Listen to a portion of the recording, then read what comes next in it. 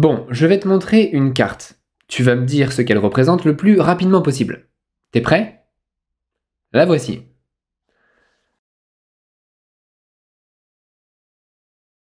Alors, oui, je reconnais.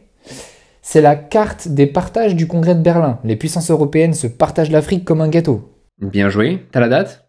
1885. Très bien. Maintenant, je vais te poser une autre question. Sais-tu à quoi ressemblait l'Afrique si on l'avait représentée sur une carte seulement une quinzaine d'années auparavant? Disons en 1870 par exemple. Eh bien, je sais pas. Approximativement, elle ressemblerait à ça. Qu'est-ce que tu remarques? Eh bien, je sais pas trop. Il y a une grosse tache de café en plein milieu. Ça doit être une terre inconnue. Exactement. L'Afrique centrale est terra incognita. L'histoire de la colonisation européenne est dépendante des explorateurs. Si tu es la France, tu peux définir des zones d'influence française en Afrique, mais à condition qu'il y ait eu au moins un de tes gars, soit français, soit qui travaille pour la France, qui a traversé le territoire en question. Alors peut-être pas le traverser en entier, un passage suffira, mais on exige quand même un minimum d'exploration avant de tracer le périmètre des zones d'influence. D'accord, mais ça m'étonne un peu ton truc, parce que on connaît l'existence de l'Afrique depuis des siècles, enfin même depuis toujours, j'ai envie de dire. On n'avait jamais exploré ce coin-là avant. Eh bien, l'Afrique centrale, non. Dans un sens, elle est encore plus mystérieuse que l'Amérique. En 1485, il y a bien eu l'explorateur portugais Diego Cao qui a essayé de remonter le fleuve Congo, mais son bateau n'a pas pu aller au-delà du site de Matadi à cause des chutes d'eau. Il s'est donc contenté de poser une pierre disant « Ici sont parvenus les navires du roi très éclairé Jean de Portugal ». Et pendant 300 ans, on ne savait pratiquement rien de ce qu'il y avait au-delà de cette pierre. Comment faire pour pénétrer les secrets de ce territoire obscur si l'on ne peut pas remonter le fleuve?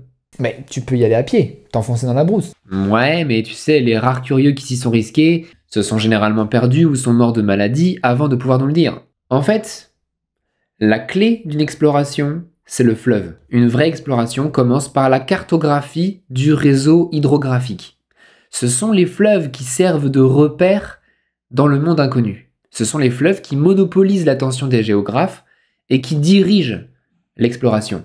C'est comme ça, du point de vue des géographes, le fleuve Congo doit être remonté, quel qu'en soit le prix, c'est la science qui l'exige. Mais qui osera ?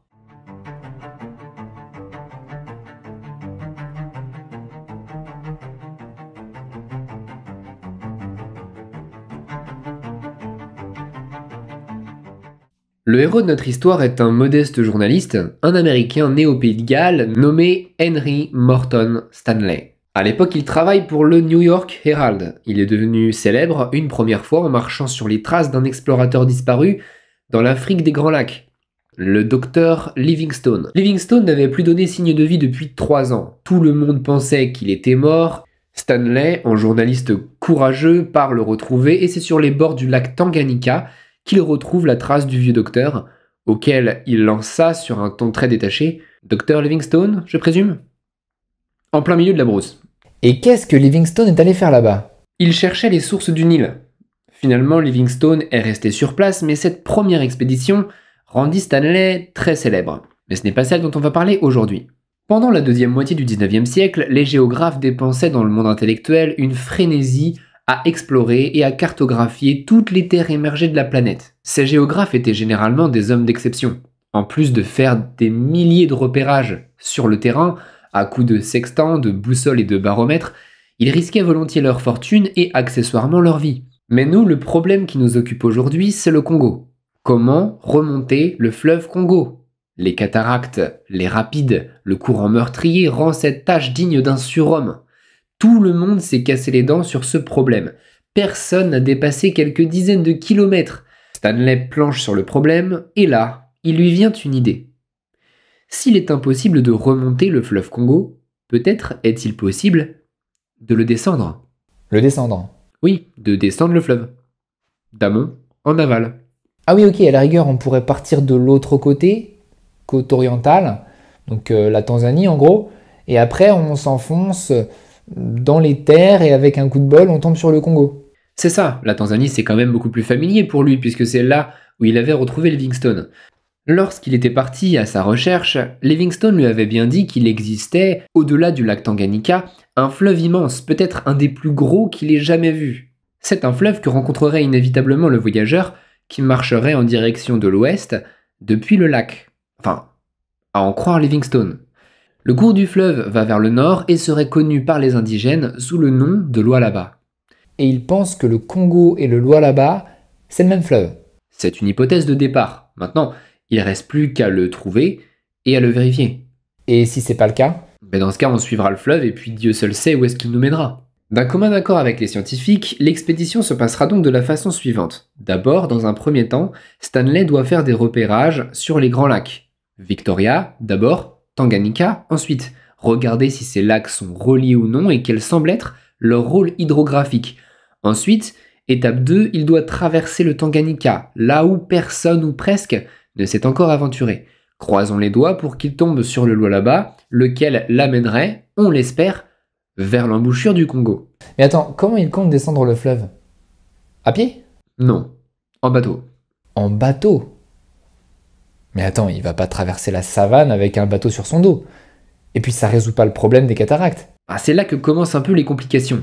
Il lui faudrait un bateau qui soit montable et démontable, composé de plusieurs parties n'excédant pas 60 kg chacune, et qui soit transportable. Il y a bien un ingénieur quelque part qui lui fera ça. Ce bateau démontable, il va le baptiser Lady Alice, du nom de sa fiancée. Et puis il va les porter avec ses petits bras. Alors il est clair qu'il va avoir besoin de porteurs, et pas que pour le bateau. C'est une très grosse expédition. Ils partent avec des centaines de ballots remplis d'objets divers et de nourriture. C'est une expédition dont la durée est inconnue, autant partir avec beaucoup de réserves. Et il emporte quoi comme nourriture? Des pâtes? Des tortillas ou des macaronis? Non, il va prendre du grain, c'est-à-dire du millet ou du sorgho, facile à trouver, facile à cuire. Après pour le reste, il y aura forcément des marchés sur le chemin pour se ravitailler. Et puis on est en Afrique les gars. Il y a plein d'antilopes, des buffles et autres animaux. Être bon explorateur à cette époque, c'est souvent être un bon chasseur. Et donc il faut des fusils et des munitions pour chasser. Effectivement, en espérant qu'on n'ait pas à s'en servir pour autre chose.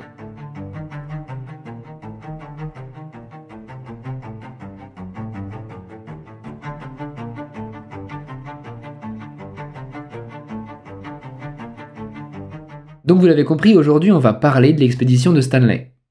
Mais je commence par un avertissement. Et je sais que certaines personnes sont assez susceptibles sur ce genre de sujet, et je préfère les prévenir tout de suite. Le racisme, ça n'existe pas.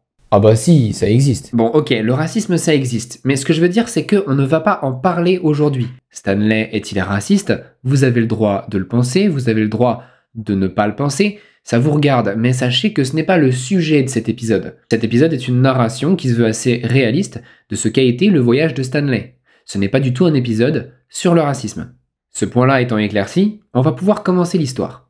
Le point de départ de l'expédition, en novembre 1874, c'est l'île de Zanzibar. Zanzibar est une plaque tournante très célèbre sur laquelle s'exerce l'autorité d'un sultan arabe, le sultan de Zanzibar. Ses habitants, ce sont des Arabes? Il y a beaucoup d'Arabes sur cette île, c'est clair, mais les habitants d'origine sont des Noirs, qu'on peut rattacher à la culture Swahili. Des Noirs qui sont d'ailleurs islamisés la plupart du temps. Et c'est parmi ces Zanzibariens, soit arabes, soit noirs, que Stanley recrute les membres de l'expédition.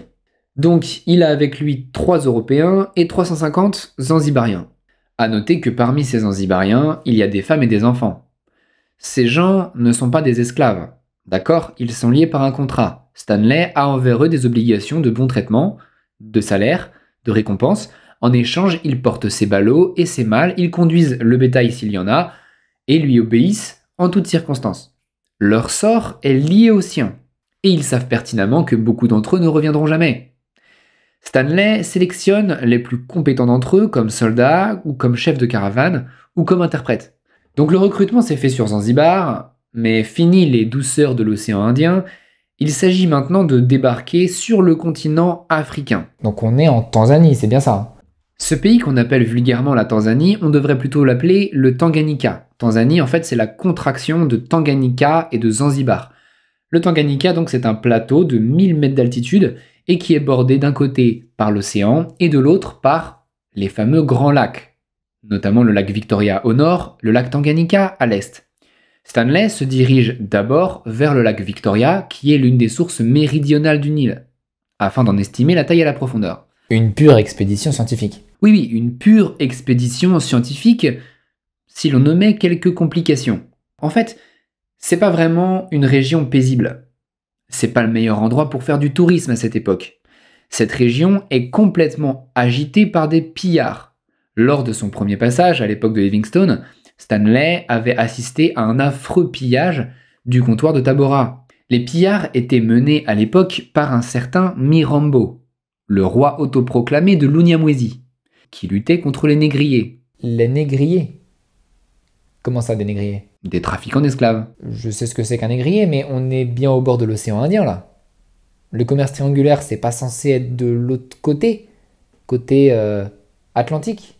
Mais là, je parle pas du commerce triangulaire. C'est vrai que généralement, lorsqu'on parle des négriers en Europe, les gens pensent spontanément au commerce triangulaire, dans l'Atlantique, qui a sévi grosso modo entre le 15e et le début du 19e. Mais retenez bien ça, il n'y a pas que les Européens qui trafiquent des esclaves. Ici, nous parlons de l'expédition de Stanley, qui a commencé en 1874. Qu'est-ce que tu en déduis? En 1874, le commerce triangulaire n'existe plus. Exactement, il est arrêté depuis au moins 30 ans. Et donc, quand je parle de négriers, à qui est-ce que je fais référence? Aux Arabes, ok. Oui, soit à des négriers arabes, soit des trafiquants africains qui vendent ensuite aux Arabes. C'est pas pour rien que Zanzibar était un sultanat si prestigieux. On parle ici de l'un des plus grands marchés d'esclaves du monde, avec Alexandrie à cette époque. De plus, cette traite avait atteint des effectifs énormes. Depuis que les Européens s'étaient retirés du marché, les Arabes ont décuplé leurs activités jusqu'à atteindre un rythme supérieur à celui des Européens à leur apogée. Ok, et donc ils se font des ennemis en Afrique, dont Mirambo. Oui, Mirambo est un indigène violent, en révolte, qui émerge dans ce contexte de détresse chez les populations swahili. Son royaume guerrier, qu'il appelle l'Unyamwezi, doit se défendre contre le sultanat. Or, Mirambo s'est entouré de tribus féroces qui se livrent à un brigandage permanent. Stanley le sait très bien, il avait déjà assisté à des pillages. Mais en 1874, cette fois, les brigands s'en prennent à lui, à son expédition. Il y a des Arabes parmi son escorte. Si l'un d'entre eux s'éloigne un petit peu trop du rang, il peut se faire assassiner en douce. Mais dans ce cas-là, comment est-ce qu'il réagit? Eh bien écoute, Stanley c'est un explorateur, pas un chef de commando. La règle numéro 1 de l'explorateur, c'est la lâcheté. Pas de vengeance. Éviter les embuscades et rester groupé. Si on commence à s'impliquer dans des guerres interethniques, on est tous bons pour finir la tête coupée. Et donc c'est en ayant perdu déjà une vingtaine de ces hommes que Stanley finit par atteindre, fort heureusement, le lac Victoria.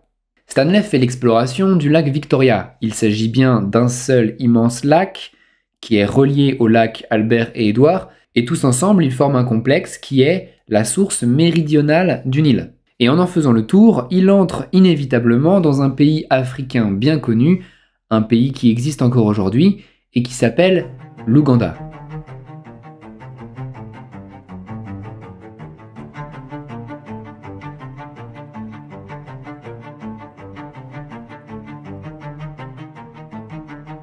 L'Ouganda, déjà à cette époque, est une sorte de royaume petit mais très centralisé qui est dirigé par Mtesa. En Afrique, quand tu vois quelque chose qui sort du commun, ça prend une certaine valeur aux yeux des hommes. Et ça peut renforcer l'autorité d'un personnage. Le roi de l'Ouganda, il est entouré d'un harem de belles femmes, mais aussi d'une suite de nains, de clowns, d'albinos, parce que pour lui, tout ce qui est unique a de la valeur. Détenir quelque chose d'unique, c'est montrer son pouvoir. Et le fait de recevoir la visite d'un blanc, c'est rare, et ça participe de son prestige. Faut donc pas s'étonner si il est introduit auprès du roi Mpesa, sans aucune difficulté. C'est un homme dont il estime l'âge à 30, 35 ans, plutôt affable. Il porte des babouches aux pieds, sur la tête un fez. Influence arabe? Ottomane? Probablement. Mais concrètement, comment un explorateur peut rentrer comme ça en dialogue avec un chef africain? Dans un premier temps, il n'y a pas de grande difficulté. Au début, la rencontre est amicale, on va t'offrir du vin de palme, on va t'offrir de la bonne cuisine, des bracelets, des petits objets de valeur. Et en général, c'est vrai que ce sont des relations très courtoises. Mais quand tu rentres dans ce type de dialogue avec un chef ou un roi africain, on te fait des présents qui impliquent, tacitement sans doute, un certain retour. Recevoir, c'est bien, mais la réciprocité, c'est mieux. Autrement dit, un monarque africain souhaite que le blanc lui fasse partager les trésors de sa civilisation. Voilà. Par exemple, les gens de là-bas étaient complètement éberlués à la vue d'un revolver. Il y a une fascination bien connue à cette époque des Africains pour les armes à feu que portent les Blancs. Et souvent, ils en achètent. Et au fond d'eux, ils ont envie de savoir comment nous les fabriquons. Allez-y, faites-en nous un, là, tout de suite. On vous a offert un repas, on a nourri et accueilli toute votre équipée, on a bavardé. Eh bien, en échange, montrez-nous comment est-ce que vous créez ces merveilles. Ça, c'est de la vraie réciprocité pour un Africain.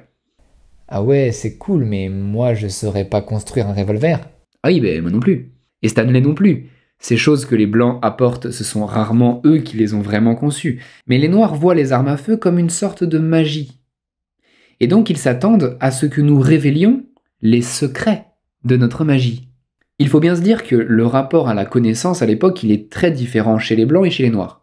Vous savez, les Blancs, ils arrivent, ils répertorient les plantes, ils prennent les insectes, ils les mettent dans des bocaux, ils ramassent des pierres, ils expédient tout ça à un cabinet de géologie ou de sciences quelconque. C'est d'ailleurs très amusant pour les autochtones, qui leur disent « Mais vous autres, les Blancs, vous êtes comme des enfants qui vous étonnez de tout.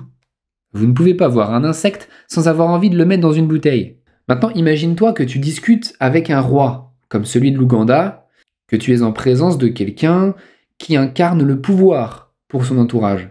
Le roi, naturellement, va ressentir le décalage technologique et scientifique, et donc ressentir une position d'infériorité, légèrement périlleuse pour sa fonction. Là, il faut le ménager. Il ne doit pas perdre la face. Il est bon de lui faire prendre part à la connaissance d'une façon ou d'une autre. Mtessa avait conçu une nouvelle idée, celle de s'instruire des sciences de l'Europe. Je devais être pour lui une encyclopédie vivante. J'essayais dans l'après-midi de lui parler des secrets de la nature et des œuvres de la Providence, des merveilles du ciel, de l'air, de la terre.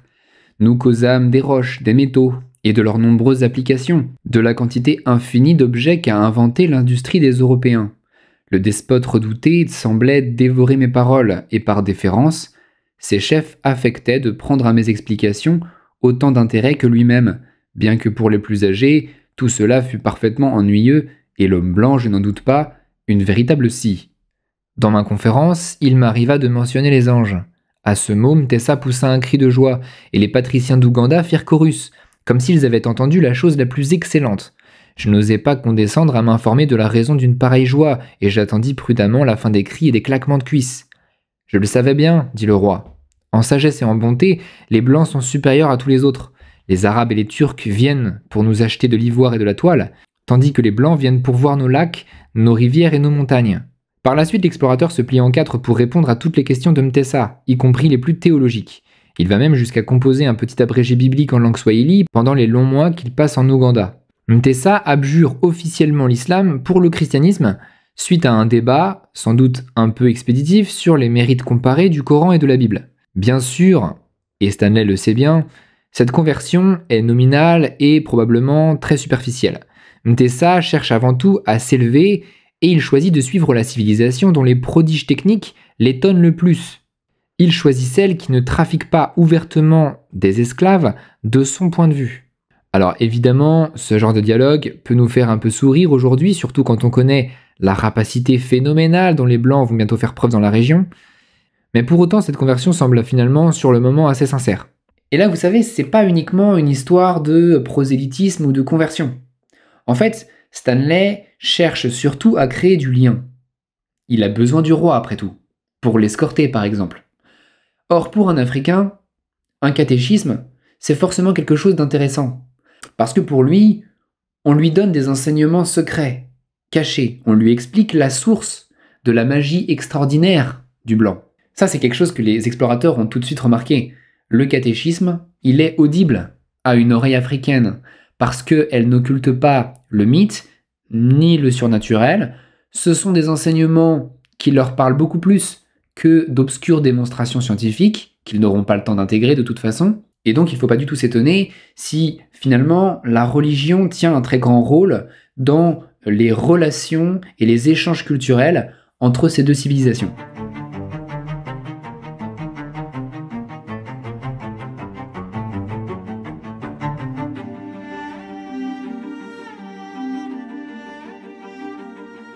Il est temps de quitter l'Ouganda et de se diriger vers le lac Tanganyika. Mais sur le chemin, à sa grande surprise, il reçoit une visite complètement improbable, celle de Mirambo. Ok, Mirambo, le terrible roi qui semait la panique dans les comptoirs arabes. Et oui, la terreur de la Tanzanie, le pillard sans scrupules lui-même, apprenant que Stanley venait de quitter l'Ouganda, vient à sa rencontre. Il veut lui aussi faire une alliance avec le blanc. Mais pourquoi? Peut-être que Mirambo commence à devenir un souverain respectable, qu'il essaye de se normaliser. Déjà, on remarque qu'il a quitté le pagne, le collier en peau de serpent et la coiffe à plumes pour mettre des vêtements un peu plus arabisants. Il a entendu parler que l'Ouganda est ami avec un blanc et peut-être que lui aussi, il aimerait bien être ami avec un blanc. Stanley est d'accord, de toute façon un ami ça se refuse pas dans cette contrée. Et encore moins un ami qui est capable de t'étriper si tu dis non. Dans le fond, c'est plutôt sympa. Pour un chef réputé sanguinaire, c'est plutôt une promotion. Pour sceller ce pacte d'amitié, il devra passer par une fameuse tradition africaine qui est l'échange du sang. La tradition de l'échange du sang, en gros, chaque partie doit faire une entaille, la chair à vif, sur son corps et verser un peu de ton sang sur la plaie de l'autre partie. Donc, échange du sang avec Mirambo, Stanley n'y voit pas malice, et il reprend sa route. Ok, donc là, il doit se rendre au lac Tanganyika, c'est ça? Donc, il doit passer par le Rwanda. Effectivement, il y a plusieurs royaumes interlacustres dans cette région. Il y a l'Ouganda et effectivement le Rwanda. Aux abords du Rwanda, cependant, Stanley rencontre un marchand arabe, un certain Ahmed, qui lui déconseille fortement d'entrer sur les terres de l'impératrice du Rwanda. Pourquoi? Apparemment, lui-même, pour nouer des relations commerciales, avait envoyé 2 esclaves à la rencontre de la cour du Rwanda. Mais immédiatement, l'impératrice les avait fait emprisonner. Et donc, Stanley suit son conseil et ne passera pas par le Rwanda. Alors, tu te demandes sûrement pourquoi j'en parle s'il n'y passe pas, parce que à l'occasion de cette rencontre, ce même marchand lui a fait une étrange remarque que je vous partage ici et qui m'a fait personnellement hausser un sourcil. À l'entendre, les membres de la famille royale du Rwanda descendraient d'une race du Nord, et peut-être ils seraient apparentés aux Arabes. C'est en tout cas ce que dit le marchand.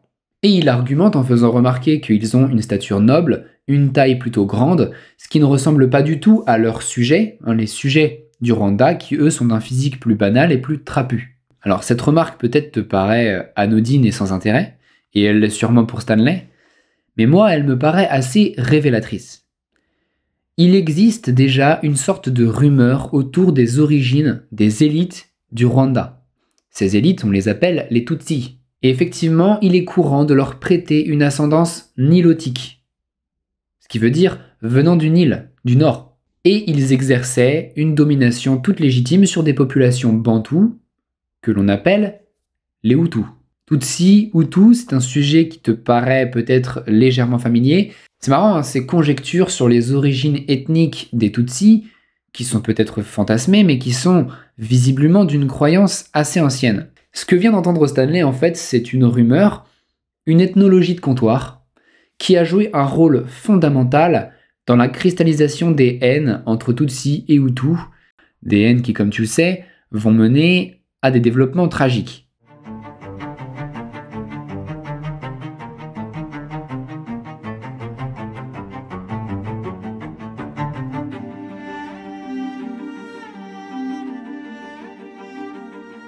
Le lac Tanganyika a 2 particularités très intéressantes. Avec 1470 mètres à la sonde, c'est le 2e lac le plus profond du monde après le lac Baïkal.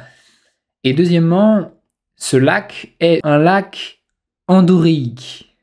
Ah, un mot savant. Alors vas-y, explique-moi ce qu'est un lac endoréique. Un lac endoréique, c'est un lac qui n'a pas d'émissaire. Il a des affluents qui se jettent dedans, mais il n'a pas d'émissaire, c'est-à-dire qu'il n'a pas de cours d'eau qui s'en échappe. L'eau rentre dedans, mais elle s'en échappe pas. Mais alors elle va où l'eau? Elle s'accumule? Elle s'évapore. L'eau arrive par les précipitations et elle s'en échappe par l'évaporation. En Afrique, il y a des lacs endoréiques, il y a aussi des fleuves endoréiques. Un lac endoréique, c'est un système fermé. Les poissons qui vivent dedans ne s'en échappent pas. Si tu veux faire une comparaison, tu peux penser aux îles. T'as remarqué que sur les îles, Les espèces animales et végétales sont un peu coupées du monde et donc elles ont eu leur propre évolution qui s'éloigne parfois fortement des formes de vie qu'on peut trouver sur le continent. T'as remarqué qu'en Australie, il y a des espèces qu'on ne rencontre nulle part ailleurs, comme les marsupiaux. Eh bien, un lac endorhéique, c'est un peu le même principe, mais dans le monde aquatique. Les poissons qui vivent dans ce lac sont des espèces uniques, qui ne sont pas rentrées en contact avec les espèces de l'océan depuis des milliers d'années. Stanley, qui arrive en 1876, est chargé de faire la circumnavigation du lac à bord de son Lady Alice. Et là, il remarque quelque chose d'un peu bizarre, c'est que les observations qu'il fait ne correspondent pas à celles qu'il avait faites lors de son premier voyage, à l'époque où il cherchait Livingstone, 6 ans auparavant. Déjà, le niveau du lac a énormément augmenté. Ça veut rien dire, mais au bout d'un moment, un lac qui se remplit risque fort de rencontrer une échappée, une crique, une fissure si tu préfères. Et dans ce cas-là, ça peut devenir un véritable déversoir. L'eau peut finir par complètement s'échapper du lac. Et si tu lis son journal, tu y verras écrit une phrase assez étrange. Une crise de la nature est imminente, ou qu'elle a eu lieu récemment, ou qu'elle est en train de se produire. Le lac est en train de se créer un émissaire. Après des milliers d'années, à force de rétention et d'érosion, pour la première fois, le lac est en train de se trouver une voie d'écoulement. C'est un moment qui est écologiquement plutôt intéressant. Les poissons vont pouvoir, enfin, rencontrer le reste des océans. Et il assiste en fait à un débordement, certes très lent, du lac par la formation de la Lukuga. La Lukuga, c'est un cours d'eau encore médiocre, avec des bancs de vase et des embâcles, mais Stanley prédit qu'un jour, la Lukuga sera un fleuve émissaire à part entière, ce qu'il est aujourd'hui. Ok, et du coup, dans quelle direction partent les eaux du fleuve? Les eaux vont en direction de l'ouest. Autrement dit, elles se dirigent vers le Lualaba.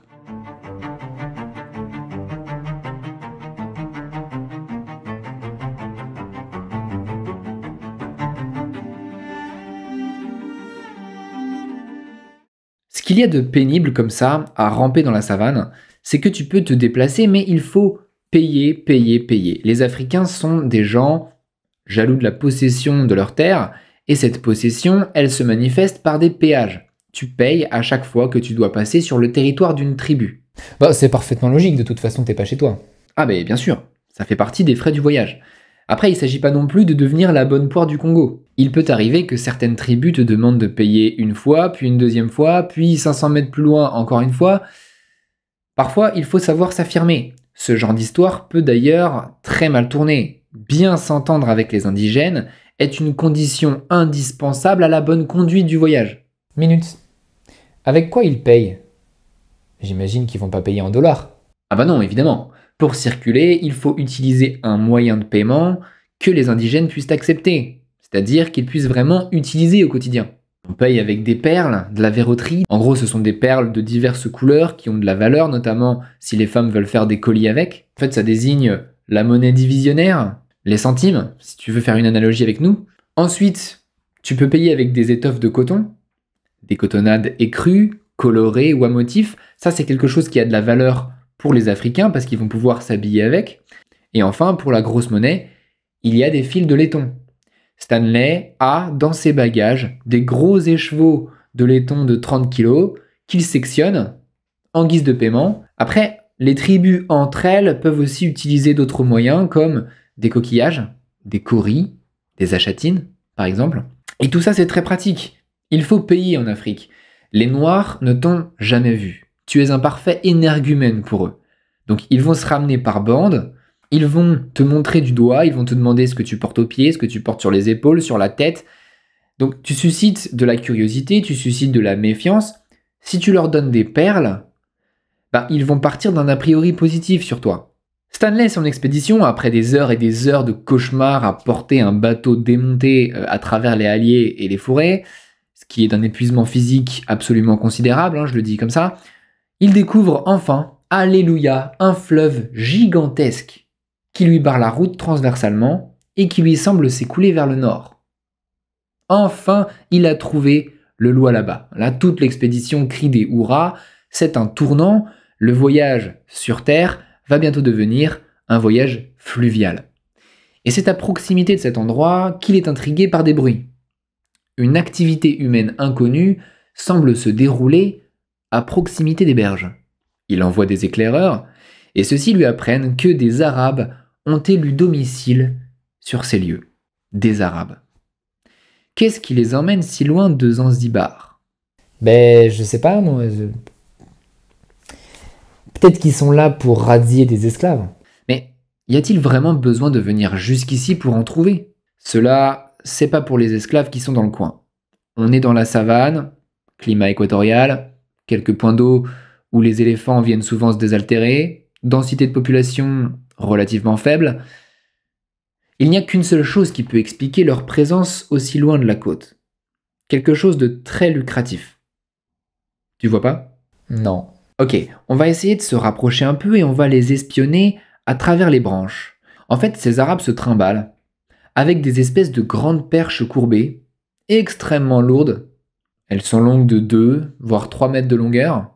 De l'ivoire? Évidemment. Visiblement, c'est une bande très organisée qui emploie des Arabes et des Africains de Zanzibar, un peu comme son expédition scientifique d'ailleurs. D'un point de vue de la composition, tous ces gens, de part et d'autre, sont des Zanzibariens, donc c'est des gens avec qui on va pouvoir discuter sans aucun problème.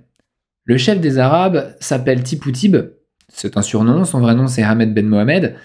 Tippu Tib est un grand type, assez autoritaire, à la peau sombre, barbe noire, toujours en train de mâcher du bétel, ancien marchand d'esclaves, mais qui a l'air de s'être reconverti dans l'ivoire, puisque la marchandise blanche vaut tout aussi cher que la marchandise noire. Stanley décide donc de discuter un peu avec Tippu Tib. Donc il se présente. Je suis explorateur, j'ai l'intention de descendre le Lualaba à bord d'un canot portatif, le Lady Alice. J'ai de grands besoins, notamment alimentaires ou logistiques. J'aimerais bien avoir de l'aide. Est-ce que vous avez des fusils? Est-ce que vous avez des munitions? Des canots? Du grain? Je peux vous acheter tout ça? Les Arabes lui font une réponse à laquelle il ne s'attendait pas. Ils lui disent « N'y allez pas. N'y allez surtout pas. Le Lualaba, c'est un fleuve qui court vers le nord, puis encore vers le nord, et qui finit par se perdre dans une forêt. Une forêt de laquelle vous ne sortirez pas vivant. Il y a un peuple de nains qui vit dans la forêt. Ces nains sont des roublards, qui prétendent être vos amis, et qui vous nourrissent comme des princes pendant des jours, mais après ils vous massacreront sans vergogne. » Alors, comment Stanley réagit à cette réponse? Il frémit un peu. D'abord, on sait qu'il a déjà eu des combats, notamment dans le Tanganyika, et il n'a pas non plus une quantité astronomique de munitions.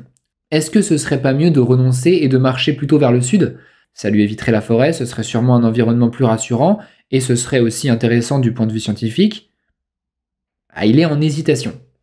Avec ses amis, il décide de jouer à pile ou face. Scène assez pittoresque, puisque la pièce lui a dit 6 fois de suite d'aller vers le sud, mais là, c'est son honneur qui est en jeu. Il s'était juré de descendre le Lualaba. C'est pour ça qu'il est ici. Donc il le fera au prix de sa vie si nécessaire. Il demande à Tippu Tib si ce dernier accepterait de l'escorter, avec une centaine d'hommes par exemple, avec un renfort de fusil en cas de problème. Alors Tippu Tib au début il est vraiment pas chaud, mais plusieurs Arabes lui affirment que quand même dans cette forêt il y a beaucoup d'ivoire, et vous savez, ivoire, c'est un mot magique pour lui. Dès qu'il y a possibilité de s'en mettre plein les fouilles, il s'autorise les pires folies. Et après 1000 hésitations, il accepte, en route vers la forêt d'Afrique centrale.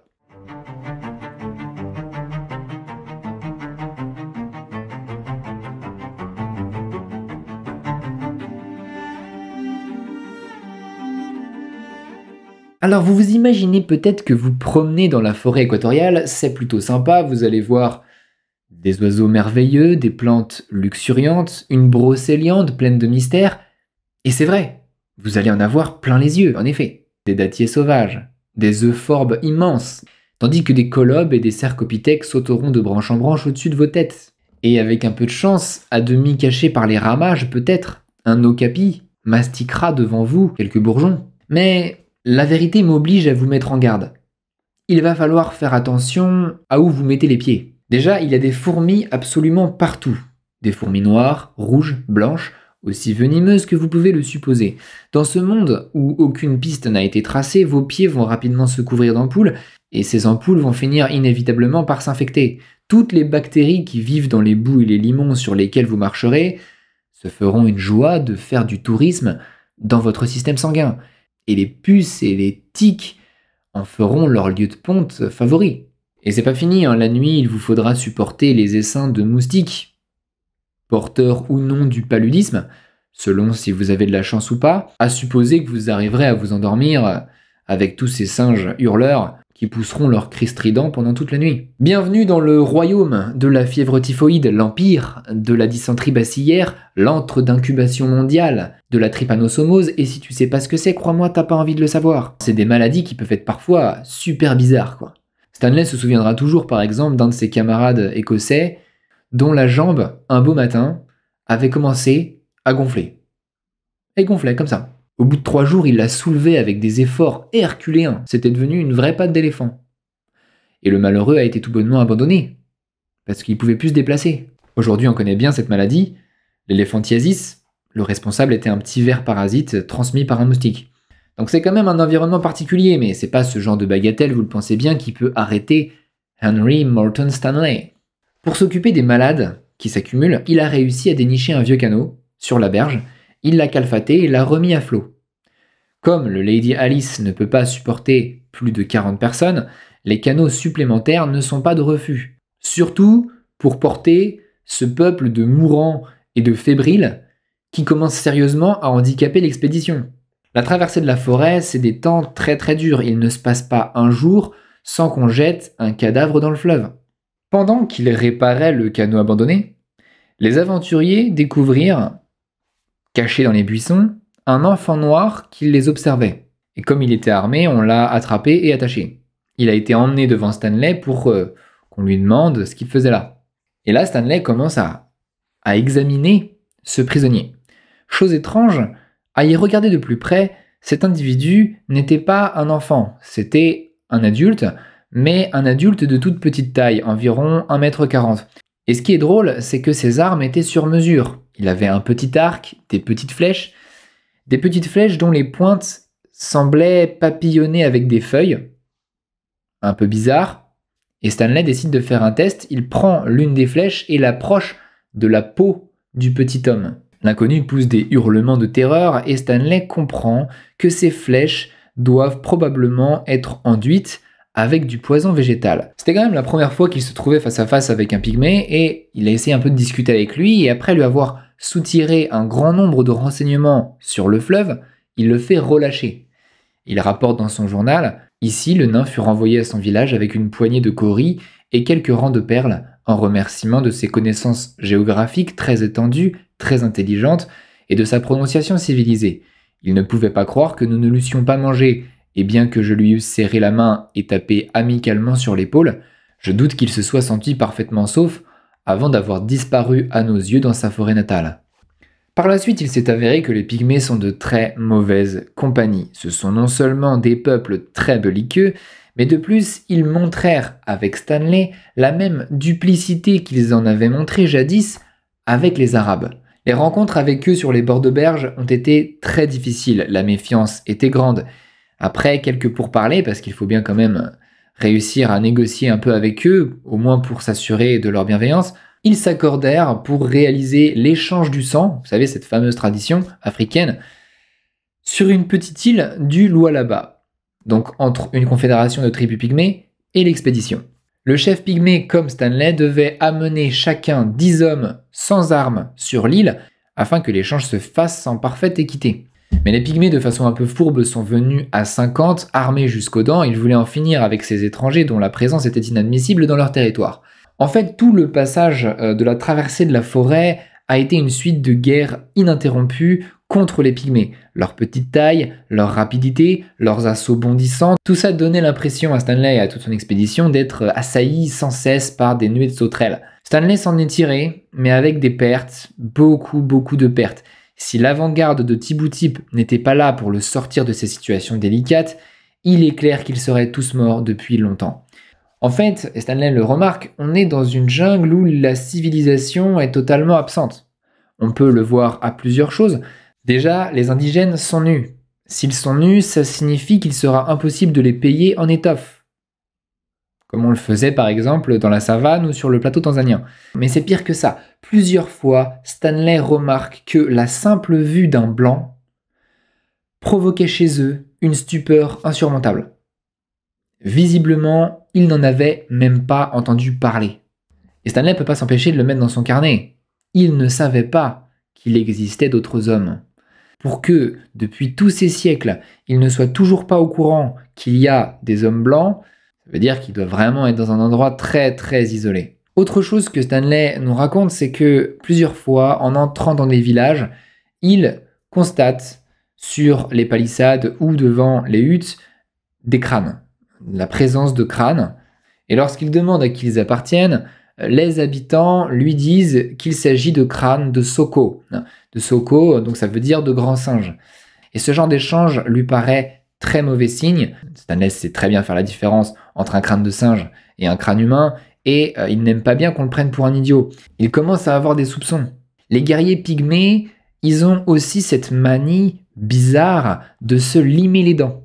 Ils se taillent leurs dents de devant en pointe. Cette coutume leur donne un air de sauvagerie, pas très engageante. Et là, ça aussi, de nouveau, ça alimente des soupçons sur les mœurs de ces gens.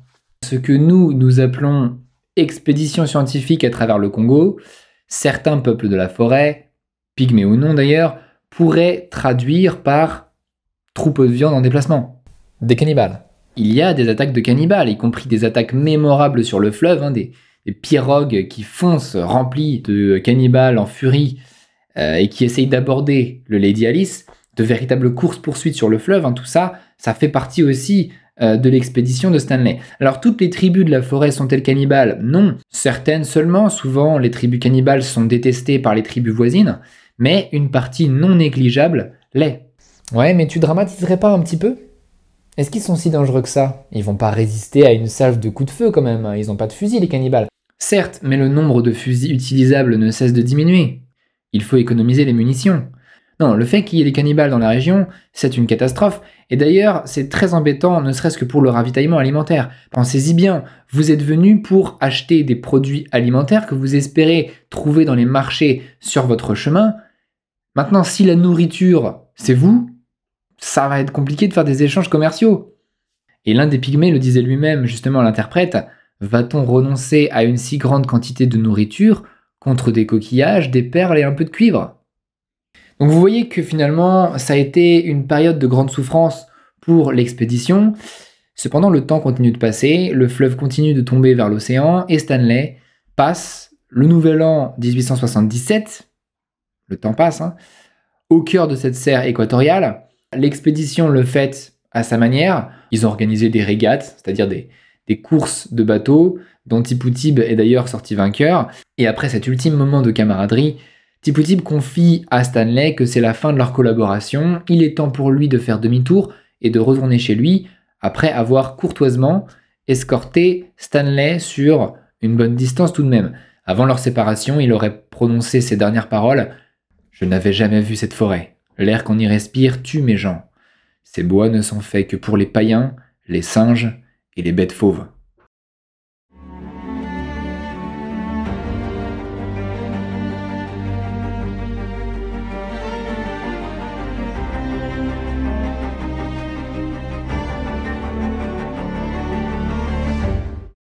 Stanley est donc de nouveau seul décideur désormais, il reprend sa routine. À chaque fois qu'on rencontre une tribu, c'est toujours la même chose. Il faut faire des présents, il faut leur donner des coquillages, des perles, des étoffes, pour s'assurer de leur bienveillance et peut-être réussir à leur acheter une ou deux bananes, histoire de nourrir les 150 crevards qui sont derrière. Mais toutes les bonnes choses ont une fin, tout finit par évoluer et le Lualaba là-bas, inévitablement, fatalement, fait un long virage vers l'ouest, ce qui remplit Stanley d'espoir. Il va bien vers l'embouchure du Congo. Désormais, cela devient de plus en plus probable. Un nouveau problème alors apparaît devant lui. Il n'arrive plus à traduire ce qu'il entend, ses interprètes n'y arrivent pas non plus. Il faut savoir que jusqu'ici, il communiquait avec les Africains en se basant sur les nombreux dialectes swahili, qui sont quand même assez proches les uns des autres. Mais là, clairement, dans cette région, il y a d'autres langues qui sont parlées, que moi je suppose être du lingala, même s'il ne le dit pas clairement, dans ses écrits. Ah ouais, il va falloir miser sur le non-verbal. Alors, une langue africaine, c'est rarement bien compliqué. Ces interprètes supposent qu'ils arriveront à la comprendre, mais tant qu'ils ne la comprennent pas, il va falloir communiquer avec des signes. Et Stanley n'est pas si mauvais dans l'exercice. Un jour que les indigènes étaient très curieux de fouiller sa sacoche, ils en avaient retiré un flacon d'ammoniac et avaient l'air de se demander ce que c'était. Donc l'ammoniac, ça faisait partie à l'époque de la pharmaceutique courante, et Stanley débouche le flacon et en fait inhaler les vapeurs au chef de la tribu. L'odeur est si forte qu'il en tombe complètement à la renverse de façon comique, et là toute la tribu s'est mise à éclater de rire, et Stanley avec. Le rire, c'est la clé du non-verbal. Si tu arrives à faire rire des gens qui te regardent initialement avec méfiance, même si tu ne parles pas leur langue, tu peux espérer acheter plus facilement ce dont tu as besoin, des bananes, du manioc, et puis, je sais pas, des chèvres. Stanley est persévérant, ce non-verbal va bientôt devenir du verbal. Il tient sur son carnet un lexique à jour qui lui permet de progresser rapidement dans l'apprentissage des langues bantoues. Donc, après avoir appris le swahili, il va devoir se mettre au lingala et puis, par la suite, au kikongo, même si je ne pense pas qu'il connaisse ces langues sous ce nom. Il arrive que certains chefs, avec lesquels il pensait avoir tissé de bonnes relations, lui causent des pépins. Et c'est ici l'occasion de vous raconter ce que j'ai intitulé « La mésaventure du livre ». Très joli titre. Merci. Vous ne serez pas surpris d'apprendre que Stanley portait toujours sur lui un cahier. Il y note les résultats de ses observations, ses mesures, sa position et son journal de bord. Donc si tu lui avais demandé quel était l'objet le plus précieux qu'il possédait pendant son expédition, sa réponse eût sans doute été « mon journal ». On a vu que certains chefs, et même le roi d'Ouganda par exemple, sont conscients, d'une façon ou d'une autre, de la valeur que cet objet peut avoir aux yeux d'un blanc. Un beau jour que Stanley continuait à descendre le Lualaba, une tribu d'indigènes l'a remarqué en train de griffonner. Et là, certains d'entre eux se sont dit « mais oui, c'est ce livre qui est la clé, c'est le secret qui explique tout, c'est ça qui perce le mystère. » Qui explique quoi? Le mystère de quoi? Ce livre, c'est l'origine de sa magie, la magie du blanc. Il doit écrire des sortes d'invocations diaboliques qui entraînera la malédiction sur nous. Et c'est pour ça qu'il a des armes si puissantes contre lesquelles on ne peut rien. Parce que sinon, pourquoi éprouverait-il le besoin de griffonner ces choses mystérieuses? Non, il faut l'en empêcher. Et toi, le sorcier blanc, tu dois détruire ton livre. Si tu ne le détruis pas, nous allons tous vous massacrer jusqu'au dernier. Stanley était complètement estomaqué. Il ne peut pas brûler son livre. C'est pas possible. Toutes ces observations, le résultat de 3 ans d'enquête, de repérage, de sondage, de mesures, d'observations ethnologiques, botaniques, zoologiques, ses notes pour traduire les mots en swahili, en lingala, son récit des événements, toute sa vie est dans ce cahier. S'il le perd, toute son expédition est néant, rien n'aura plus de sens. Il leur répond qu'il ne le fera pas. Le chef de tribu répond: en ce cas, ils mourront tous. Or, son équipage n'est clairement pas en capacité de combattre. Ce qu'il voit là, c'est une troupe de vagabonds complètement décharnés, avec des têtes de mort, et il se dit « je ne peux pas maintenant les livrer à un énième combat ». Terrible dilemme. Est-ce qu'il faut choisir la vie des membres de l'expédition ou la raison même de l'expédition? Après avoir médité sur le tragique de la situation, comme je l'espère vous l'avez fait, tu l'as fait? Oui. Il finit par prendre sa décision. Qui est? Il dit ok, c'est d'accord, je vais le brûler. Finalement, il a sacrifié la science à la vie. Il nous donne à tous une super belle leçon d'humanité, je trouve. Et là, il ouvre sa sacoche.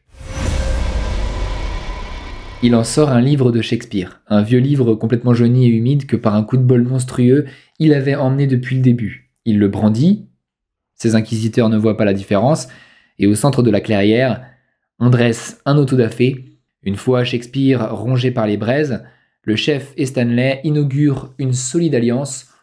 On procède encore à l'échange du sang. Encore un échange de sang? Mais ils ont les bras complètement tailladés là.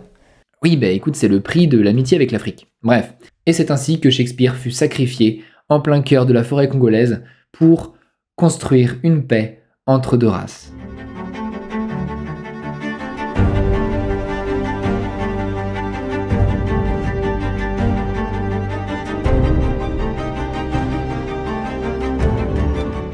Après cet ultime coup de stress qui vous a sûrement mis en nage, vous commencez peut-être à vous demander quand est-ce que ça finit et vous dérivez lentement et sûrement vers le bord de l'ennui.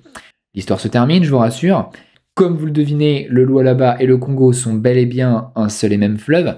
Il en a confirmation en rencontrant le peuple Bakongo, peuple bien connu des Portugais.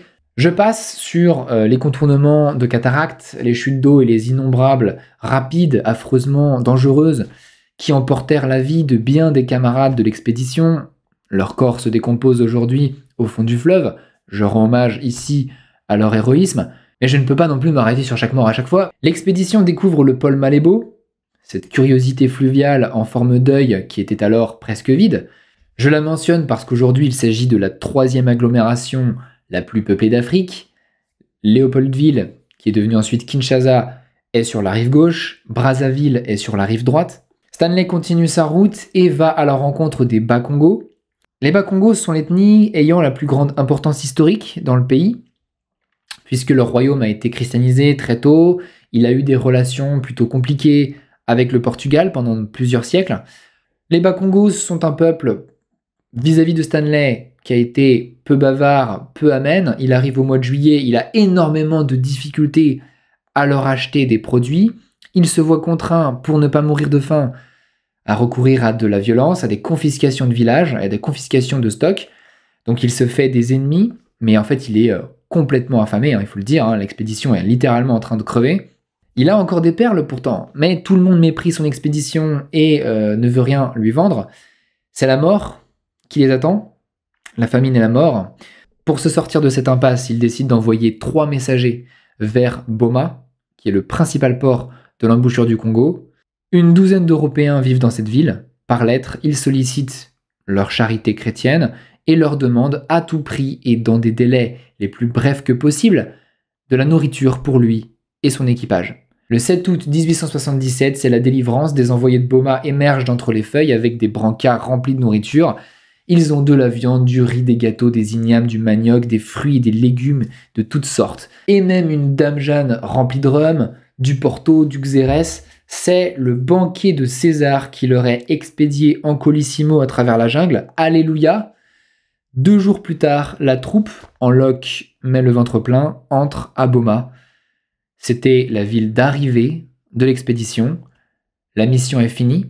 Mais ils doivent être complètement épuisés. Oui. Et d'ailleurs, cet épuisement, il est un peu irrémédiable. Les Zanzibariens tombent dans une torpeur terrible. Ils sont complètement abattus. Et après quelques jours de repos, on les a fait monter dans un bateau pour rejoindre Zanzibar, où les attendent leurs familles, sans nouvelles d'eux depuis 3 ans quand même. Mais pour certains, c'était trop tard. La torpeur les avait complètement gagnés. Vous savez, cette espèce de somnolence qui vous prend après 3 années d'efforts intenses et permanents. Cette espèce de laisser-aller du corps repu qui semble dire « c'est bon, j'ai fini, j'ai vécu ». Je n'assume plus le métabolisme minimum nécessaire à la poursuite de la vie. Et en fait, les Zanzibariens se mettent à dormir tellement longtemps qu'ils sont incapables de se mouvoir. À Boma et dans le bateau, il en mourut 8 de cette léthargie. Cette expédition a duré 999 jours, soit un peu moins de 3 ans. Sur les 351 membres, seuls 112 sont revenus en vie. Sur les 4 Européens qui étaient partis, un seul a survécu. Il s'agit d'Henry Morton Stanley.